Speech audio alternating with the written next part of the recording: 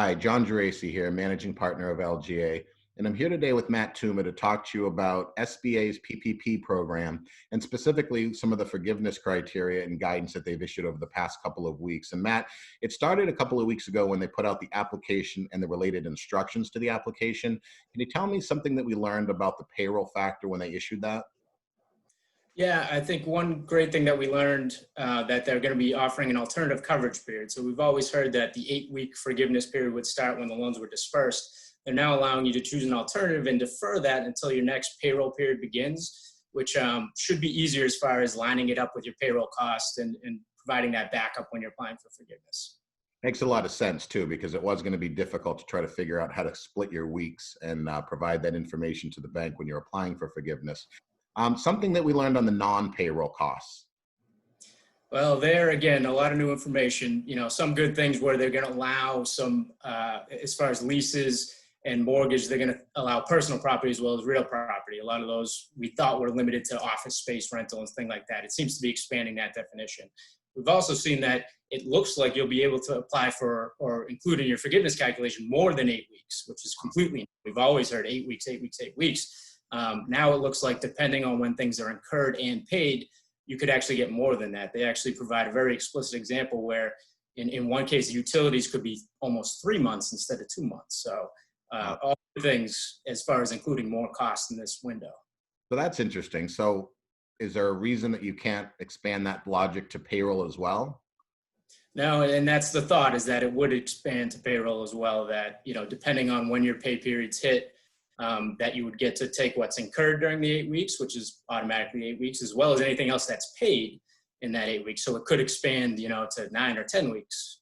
Wow, that's interesting because it seemed like they were focused on keeping it to 56 days, but I saw some similar language in the guidance that suggests that as well. So I guess we'll see if they clarify that in the coming weeks.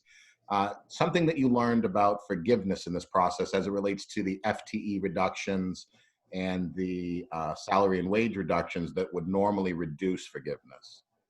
Yeah, and in a lot of places, a lot of companies were going to have a tough time with that if they had to lay people off, even temporarily, to meet those FTE or salary reduction thresholds. They've actually instituted a new safe harbor exemption where if you bring your employees back or replace their wages back to their original levels by a certain date, you'll actually be able to avoid those penalties.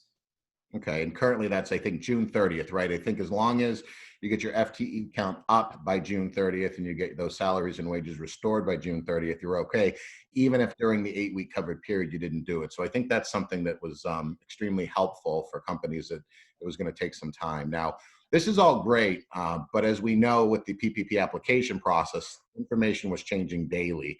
And even though we're sort of approaching the first forgiveness window for anyone who received their PPP funds roughly 8 weeks ago, there's still a lot of businesses that didn't get their funds for several weeks. So there's still some time here for them to change things.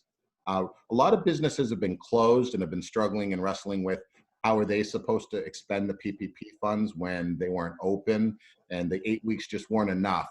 There's some new legislation I thought I saw, Matt, that was in the House that was going to provide some relief. Can you talk to me about some of the things that you're seeing in that? Yeah, and the things we just talked about definitely help, but this would be a game changer. Some of the things they're proposing now, the 8 weeks would actually be extended to 24 weeks, Wow. which would be huge. Would extend that safe harbor date to bring people back from June 30th to December 31st.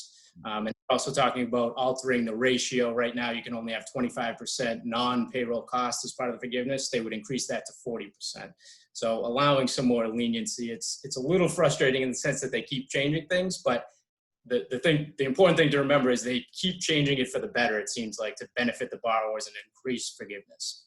All right, so it sounds like our work's not done here, Matt. We're going to be probably speaking a lot more and sharing a lot more over the next coming weeks as this continues to evolve. So I just wanted to give everyone an update. We'll continue to update you as things progress. Obviously, if this bill does get passed and there is some formal change with respect to the forgiveness criteria, we'll get that out to you as soon as possible.